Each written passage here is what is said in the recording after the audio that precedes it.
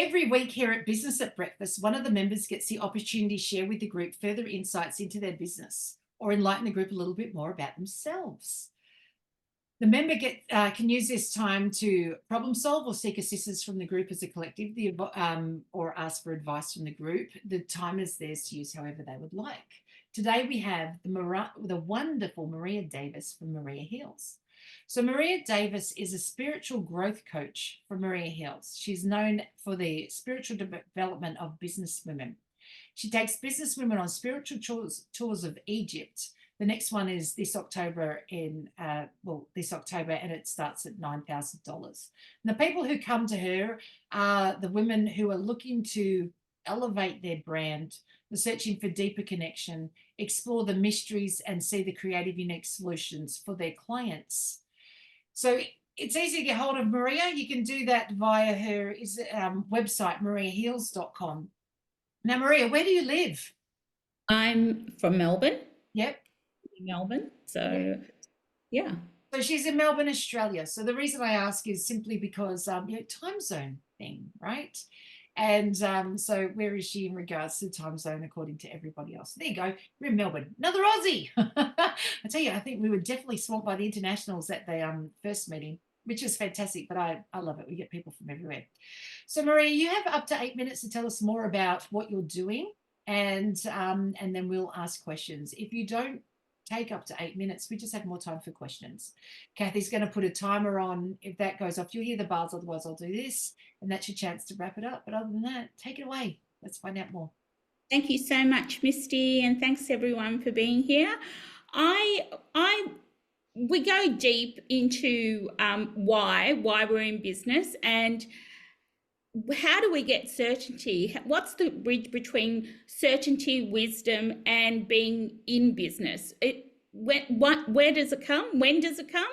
When we work on our business, when we're away from our business, that's when the inspirations come. And that's what prompted me to take a group of women to Egypt, because I do believe that, I know we've got a lot of men in the room, and thank you for all your support, but women are amazing in business, and that we all have these obstacles to overcome, and that's what we do in Egypt. So as entrepreneurs, I've got a few notes. I'm sorry, I'm a little nervous. But as entrepreneurs, what do we miss most in business? It's certainty of income. And then when we have that, we've grown enough. What do we miss? We miss certainty of growth. And then when we have that, what do we miss? We miss certainty of longevity. So what if there was a way to make this a myth rather than the norm? So through my coaching, there's been an intrinsic need for safety and security, and working through internal obstacles which are mostly buried deep in unconscious biases, which present as subtle, obtrusive nudges in transactions along the way.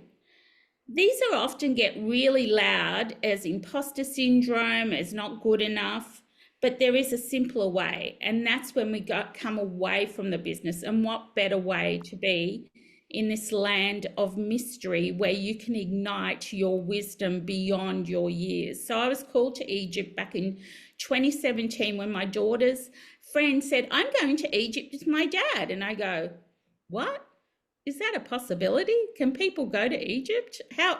It was just outside of my worldview. And then come 22, the opportunity came to go on a tour with a spiritual tour with women in business. And that just changed the way I do business. So in 23, I went back and led a tour.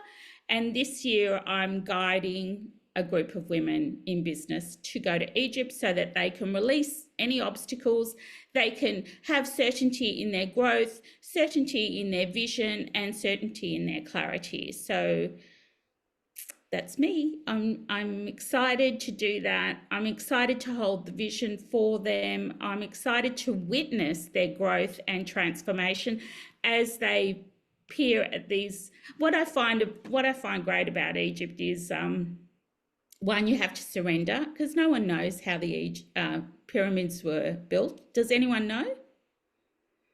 Does anyone know how the One brick at a time. exactly? So how is business built, right? That's what I was going to say, slowly. Very slowly, one piece of sand at a time, but I know. Exactly, and they're heavy mothers. You know, they're like 2 meter blocks. How did they move them? And I find the mysteries of Egypt lend themselves to the mysteries of the unknown of our businesses. So there's a real parallel with that. And when we dive deep into why we're in business, where the certainty falls, you can't shift you just keep turning up, you keep offering, and it comes from a place of values and soul journey. So I'm excited to witness the transformations that are coming. That's me. Excellent. Thank you so much, Maria. I've got the first question I'm going to ask. How long is the tour for? 12 days. 12 days. You know what I like about this idea is they get you 24/7. And so, you know, anyone that goes away with their coach or a leader for, you know, overnight or for an extended period of time, like 12 days with Maria, while Maria is available 24/7, it doesn't mean anyone wants her 24/7. But it's nice to know that you can look over and go, I could ask her some questions now because she's right here. And so that then when the availability is there, even you get to what you would learn, I would guess what you would learn in the 12 days with you would probably be the equivalent of 12 months or 24 months if it was done virtually from somewhere else, because you want a fast tracked plan moving forward because you're available. So thank you for that. Thank you, Maria. Thank you. You're right. Tammy, you got your hand up? Yeah, thanks for that, Maria. What are what's some of the work you get people to do while you're over there? Well, so, the work is being present, and then the initiatory work is how the ancients open the path to the mysteries. So we'll go into mythology, but how does it apply to today's world? How does it open up your world so that you can sort of embrace that certainty that we have, but it gets buried with all these shoulds. So the work is ongoing, and I've got there's a sort of stage that I'm taking them through. One is initiation, so they'll go through their own initiations at where are you gone, Tim? They'll go through their own initiations at every temple. I'll be observing what's happening, and they'll go, what the fuck just happened?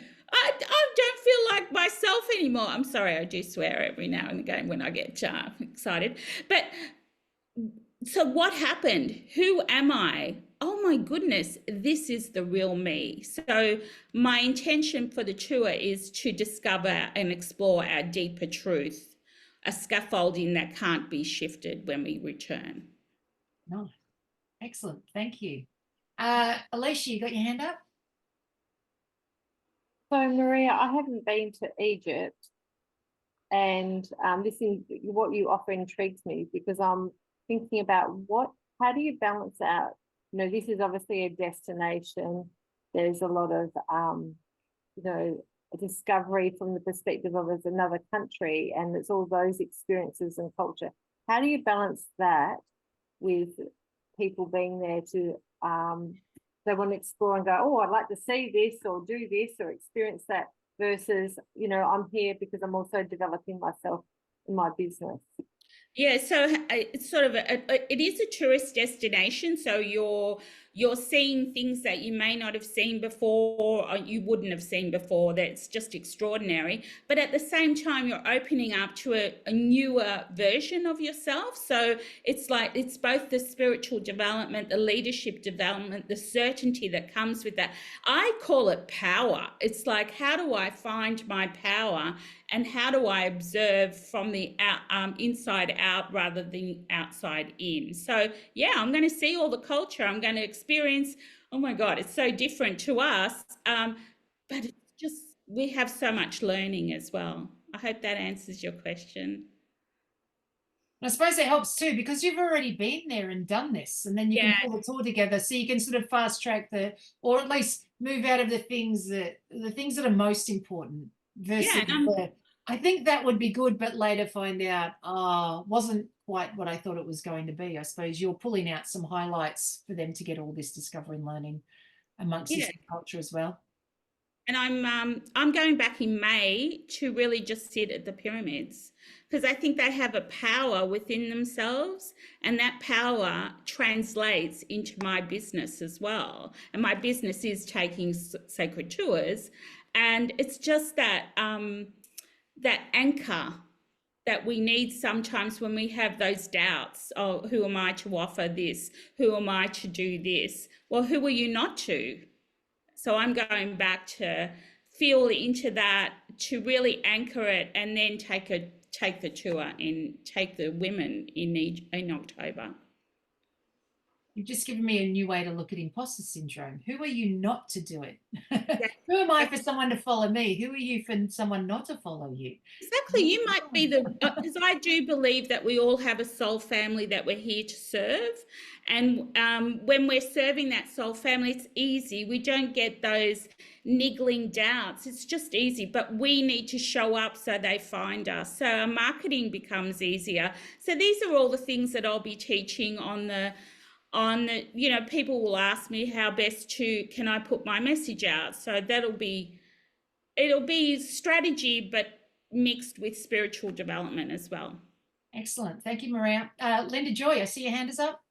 Yeah, thanks, Maria, for your presentation. I absolutely love Egypt. I first visited in 1990, and that was at the beginning of my spiritual journey. But the pyramids, and it's said, and this may sound very out there, it was actually built by the Arcturians, which are off planet. But it is the most powerful, it's one of those sacred places in the world for developing your spirituality, connecting with the multi-dimensions, other galaxies. So I highly recommend it to everyone who is really looking to expand their consciousness, awareness, because just being there in that energy just is expansive.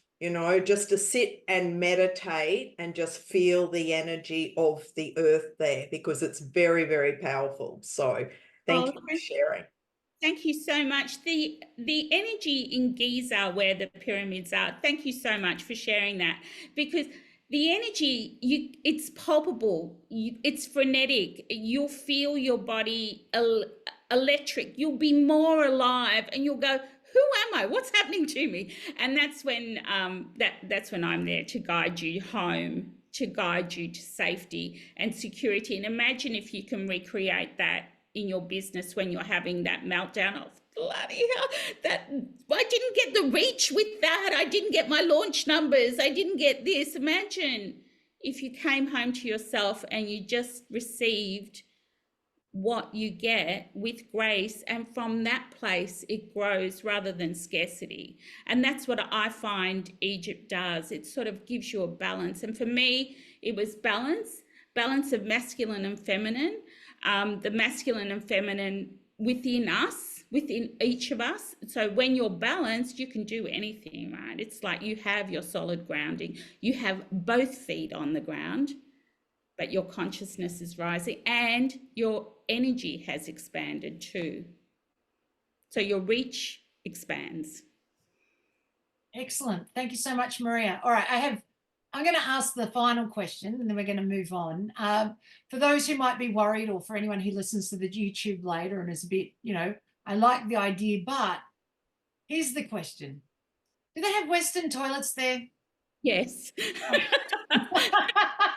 I mean, in the end, that's the absolutely. Sometimes that's the difference between going and learning and not going at all. There's the fear and concern, right? For girls. Yes. For girls. Yes, absolutely. and they're the small nuances that I will actually brief everyone at every temple, because I've been there and you just know what to experience. Excellent. I was chatting to someone the other day who said something about how I'm not an anxious person. I get anxious. I don't have any fears or anxieties or anything like that, besides spiders, but I mean, everyone has that. So anyhow, then I said something because I had to travel quite a distance to get to this place, like the next time I go back. And I said, I just need to know what the timing is, and with the time in the morning, because, you know, there's no toilets long way. Like I get anxious. She said, I thought you said you don't get anxious. No, I only get anxious at the thought of I'm not stopping on the side of the road because I'm worried I might pee in my shoe. And then I'll be slushing for the rest of the day. So I need to know what they the flush gap just is of time. Yeah, totally. How much water are you allowed to drink before or after? What's Well, the distance? yeah, it's Okay, warm. good to know. Thank you so much, because that would be, in the end, everyone's overriding. Thank you. How do I cope with that? Thank you, Misty. Thanks, everyone. It was such a delight to share it with you. Excellent. Very excited. You've been with us for quite some, well, all year actually. So it's been great to have you up and have your turn to be able to speak to us more about your trip to Egypt for us all to find out more. So thank you for being our speaker today. And thank you, audience, for participating and asking questions as well and being part of that